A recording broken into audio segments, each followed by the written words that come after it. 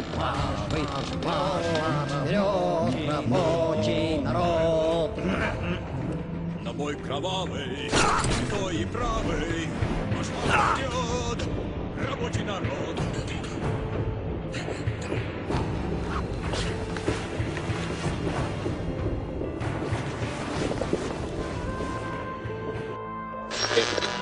The fourth subcategory will deal with the willingness to contribute to a welfare in diverse societies.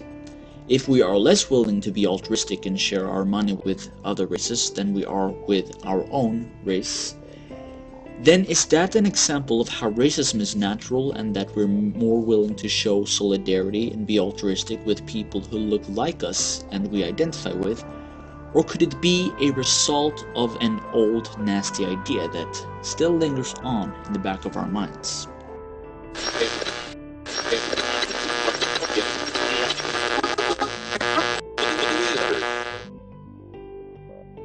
In the quest to discover whether or not racism is natural or not, this book, Welfare, Ethnicity, and Altruism, gives us several pieces of evidence useful when attempting to discover the answer to our question. It is a book that has compiled several studies that deals with altruism, charity, and ethnicity. The conclusion from the various separate studies gives us a homogeneous answer. Humans, but not only humans, have a limited range of nepotism to distribute, and it runs along ethnicity or race. Why is this?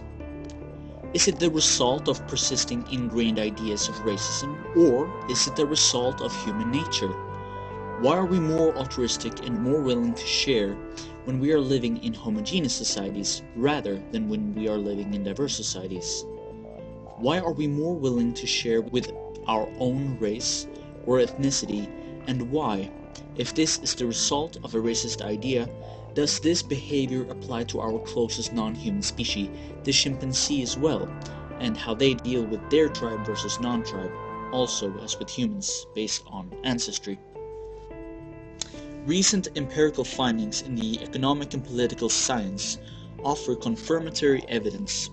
The book presents two separate studies that compare welfare expenditures around the world, both indicating that the more ethnically mixed a population becomes, the greater is its resistance to redistributive policies. A study of donations to the United Way of America charity finds that white Americans give less when their communities are more than 10% non-white. Still, another study, based on observations of giving to street beggars in Moscow, finds an ethnic nepotistic effect. In a fascinating twist, cohesive regional ethnic groups, such as the Francophones of Quebec, can sometimes leverage additional welfare from the central government. On a related theme, a global survey finds that the most generous foreign aid comes from the most homogeneous countries, and that ethnic diversity hinders economic growth in all except a small number of wealthy societies. This book brings together a distinguished group of scholars, evolutionary biologists, political scientists, sociologists, anthropologists, economists, primatologists, and human ethologists. Contributors examine how ethnic diversity can affect the level of welfare and cross-ethnic charitableness at both national and cross-national levels in industrial and tribal societies. A study of meat sharing in chimpanzees provides a cross-species comparison as well. This book breaks new ground in advancing our understanding of multicultural politics, ethnic competition, and conflict. With all this said, given the amount of evidence, again, is this because of human nature, or is it because of ingrained ideas? In either way, it's yet another evidence that whatever the cause may be, again, it's a display of racism. Why is another question, which we will hopefully answer the further we go along on this journey.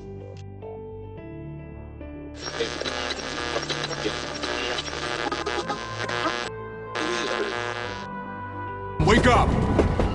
Great, he's coming to. Put the light away, you're blinding him.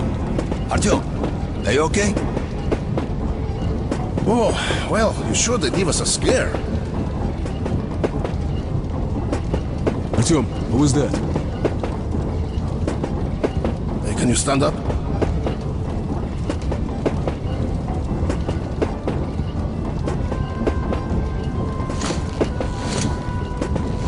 We're arriving! There's an airlock here! Great! Stop here!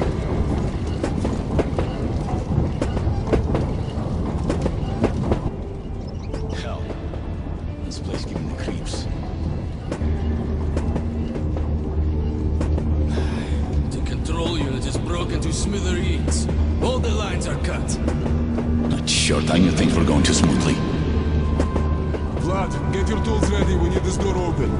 Artyom, you stay here and cover our backs. We don't need surprises here.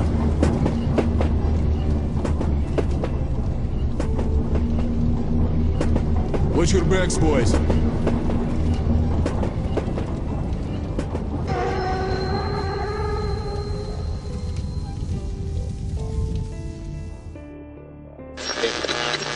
The fifth subcategory will be the most serious category, and it will show some of the dangers of neglecting to consider that man's nature is tribal, and that basing society on the notion that race can be made not to matter is a dangerous idea.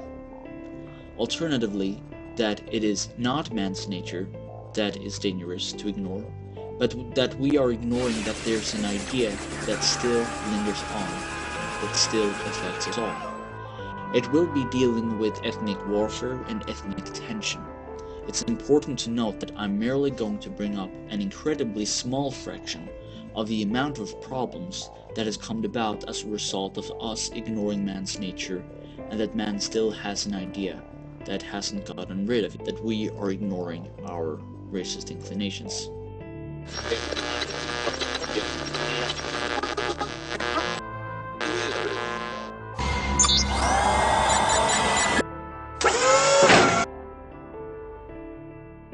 In studying conflict around the world, the United Nations found that the vast majority of civil wars and conflicts have at root been ethnic or racial conflicts.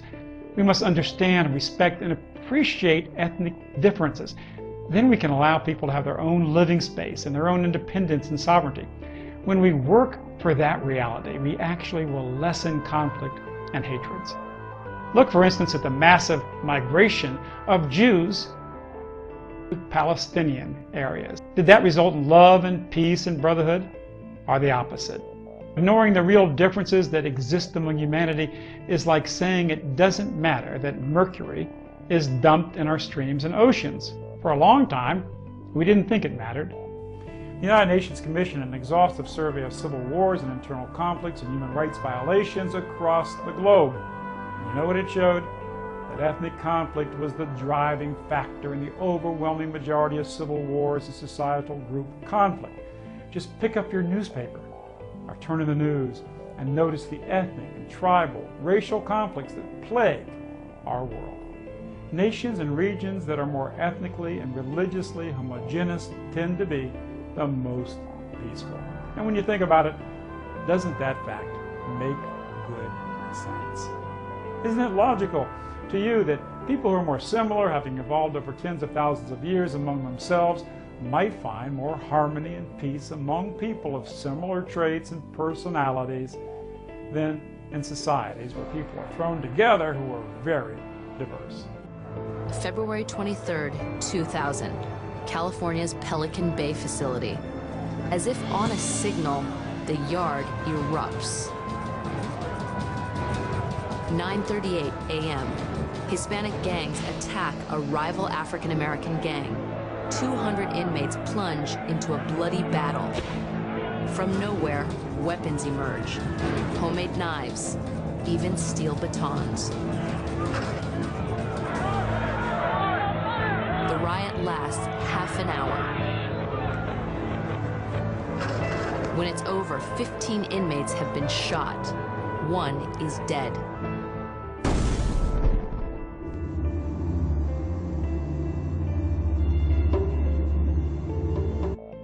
Man can stand alone in the system. You got to side up with somebody. So usually side up by your race. In the late 1960s and early 1970s, racial tensions were flaring up across the country. they would soon hit American penitentiaries. Race-based gangs like the Mexican Mafia and the Black Guerrilla family and usher in a new era of violence. Y'all got stab wounds? Yeah, I got one right here. Here's mine right here. Give me one. Here's mine right here. Kind of weapons. These pencils, break them off. Pencils, my ass. Here's a knife. Prison. Yes. Prison. What was it over? Kill Whitey. Kill whites. So what if they say white people? Yeah, okay, yeah, they only want to protect white people because they know that the blacks will just take care of themselves and everyone will just take care of themselves. And if you don't think so, you must have never been in prison, have you? Because I have, and I damn well know what my place is and who will take care of who. Wait until you see how people behave when they're put in a cage before you fucking react. If you don't know how human beings act and behave when they're put into a fucking cage, then you don't fucking know. In Central California, one prison is on the brink of war. This prison is dangerously overcrowded. 120 violent criminals live in one room without a single cell wall to separate them. Oh man, this place is messed up, man. In the brewing race war, this could be Ground Zero. Welcome to State Prison. Behind these walls, a race war between the Southern Mexicans and whites is reaching a breaking point. Cristales suspects today's escalating war started because the whites broke Southern Mexican rules. Every yard that it's run by Southerners, the whites have to abide by our rules. These are the consequences of people not bowing down to Southerners. We have the people, we have the weapons. In the gym, the Southern Mexicans outnumber the whites by a ratio of 7 to 1. The whites occupy 3 bunks in the middle of the gym. The Southern Mexicans surround them. The other 3 groups, the Northern Hispanics, blacks, and others, are positioned on the opposite side of the gym. The whites are trapped in a battlefield where they can't win. At exactly 8 o'clock, as 4 whites gather for the season premiere of their favorite show, Prison Break, 20 Southern Mexicans emerge from the bunk areas and attack. Other white inmates see the riot and rush to help. But they manage only a few punches before they're knocked unconscious. The Southern Mexicans are armed with crude shanks and batteries they swing in socks. I looked over and saw that it was a racial riot between us and the Southsiders. And so I ran over there and got involved to try to help out. Because there was so many of them and there was so little of us, I had to try to help out as much as I could. All 9 white inmates were badly beaten. I got a black eye, some knots on my head, and I was stabbed twice in my back. I'm not thinking that any one of us was a target. I think it was just get rid of the white guys pretty much.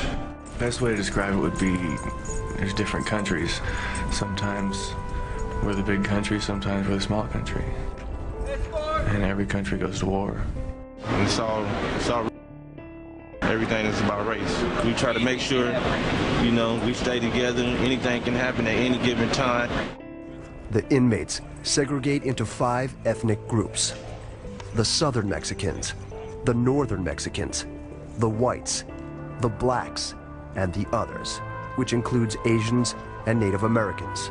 Let me ask you a question. Now, can a black inmate come and play basketball with these Southern Mexicans? They can play on that other side for the basketball. They can't mix it up and play a game together? They can't just walk through here and he's going to get assaulted. While our cameras watch from a distance, Kevin and Oliver play out their strategy. They make a beeline for the whites, their only possible allies on the yard. If